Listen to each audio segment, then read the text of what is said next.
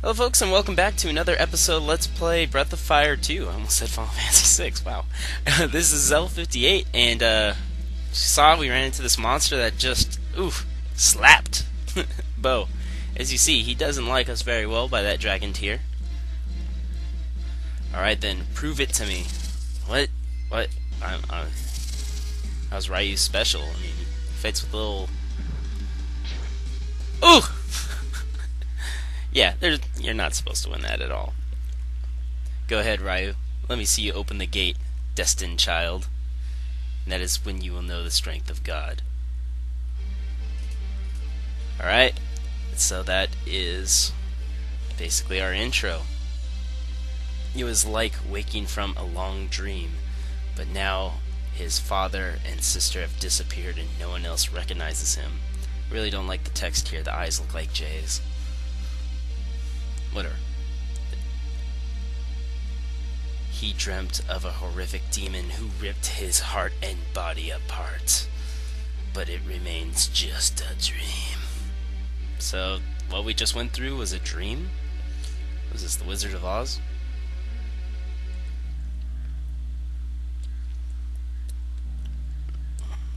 Yeah, I mean, the game doesn't really explain itself very well in the beginning.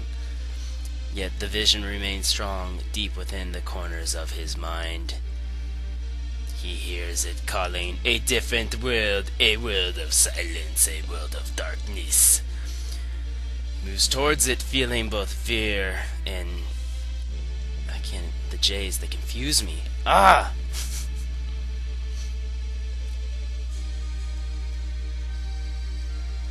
You are the one, the demon screeches. Deep within his own heart, he realizes that it is true. Then, in that moment, reality washes away and the dream begins to take shape. Maybe the translation wasn't that great? I don't know. This game relies heavily upon God and religion.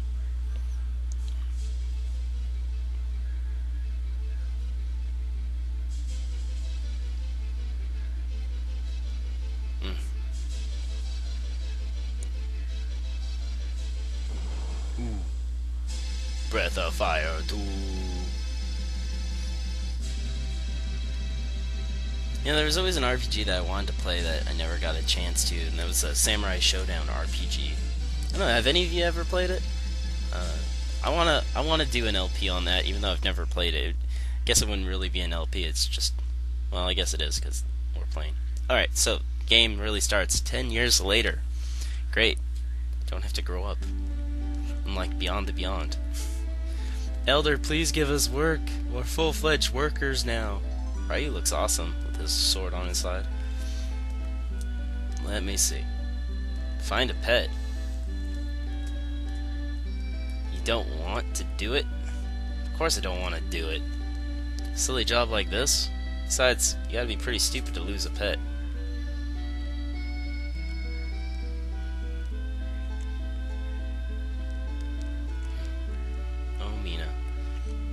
Seem to want the job.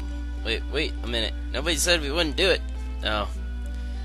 It's a cute angel girl. Of course you want to make an angel happy. Well, she's not officially an angel. She just has wings. But, I mean, she pretty much fits the archetype of an angel. And if she's cute, I would say yeah.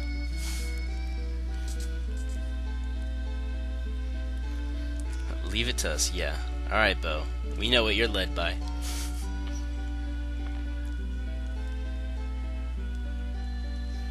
Well, try your best. Yahoo! I'm really excited now. Okay, so before we leave here, we want to check this shelf and get a life PL. Oh, cool! And if we complete this, we get 500 coins, which is good because stuff is expensive in this game, and you don't get a whole lot of gold from fighting random battles right now. Life PL, if I remember correctly, is basically like a Phoenix down. It revives a character, which is really nice, especially when you don't have a spell. And even though 10 years have passed and they've been doing odd jobs, they're still at level 1. Another interesting concept that I'm showing you right here is you have the switch ability, which can, depending on how many party members, change your formation. And you know, it's kind of like a rough MMO, to where like you want to put your character with a lot of health and a lot of defense in the front, and put, you know, your weaker magic casters in the back. And I mean, like I said, depending on how many characters, depends on how many positions you can move your characters into. I said that this game had a lot of original concepts for when it came out. Some that are still used today. So yeah, you could sell that life PL and get some money, but I recommend keeping it because you never know when you might need it. And we really don't have any money, so no real reason to shop around here. Plus that, and the items are pretty expensive.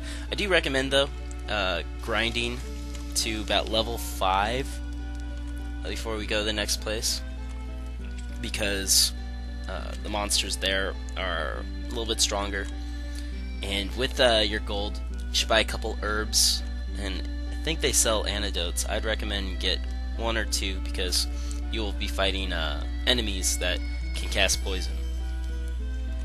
And what I just introduced us to is our save point. It's a dragon statue that will save your progress, and if you die, you come right back. So we get to the world map and we see this little carnival. They say it's a strange animal. Carnival's going all over the world. Next they're going to Windia. Oh, come and see. This is the only place in the whole world where you can see the grass man. Only 30 coins. But we don't have any money. I want to see the grass man. Alright, so we got a couple tips, so we're going to head on over to where we think her pet might be. Alright, so now we see that Ryu has the guts ability, which will heal him, and the amount that he is healed depends on your gut stats. It's kind of useful when you have to play solo, which happens once in a while. And as you'll see, Bow's a little stronger than Ryu at this point, but just, you know, in the beginning.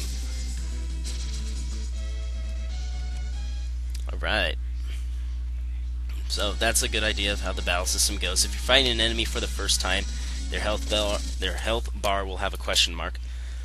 But if you have defeated them in the past, then you will know how much health they have. And what we saw there is a little grass patch in the world map, and it's a hunting range, but there's no animals here. So if you put Bow in the lead, he can fire his arrow, his bow and arrow, and that has unlimited ammo. If you knock out an animal, you can get its meat, and it can heal you. Same idea with fishing. If you see a white fish in the water, if you get to it before random encounter, you can go fishing, and if you catch any fish, then you can keep them and sell them or eat them, whatever. Alright, so now we fight those gong heads that we fought as a kid. And at this point, I mean, we don't really have any spells or anything. You could go to auto battle, but you'd be auto battling. If you get low on health and you need to heal, you're kind of screwed. You can press a whole bunch of buttons and you get out of it, but it would still go through a whole rotation before you're able to play again. Anyways. Yeah, like I said, you should be at level 5, and as you see in the right hand corner, I'm only at level 1. Oh, well, now level 2. Alright, and so we get Cure 1 and Time Warp. Time Warp you can use in the on the world map, and you can speed up time by half a day, which is useful at some points. And then, of course, Cure 1, we all know, it heals you. Alright, so here we find a little fountain, which fully restores our health and AP. AP is the equivalent of MP in most RPGs. This is a great spot to grind if you haven't already gotten to level 5. You fight a couple leeches and the Widow. The Widow in the back, the spider with the ugly face, that's the one that can poison you, so be very careful. What's nice though is the fountain does cure your poison. So, I'm gonna end this episode pretty soon. In between episodes, I'm gonna grind up past level 5, and we'll continue to try to find Susie, the girl's pet, so Bow can have a chance at being her boyfriend. So, till then, this is L58 saying thank you for watching. Try to get the next episode up pretty quickly. Have a nice day.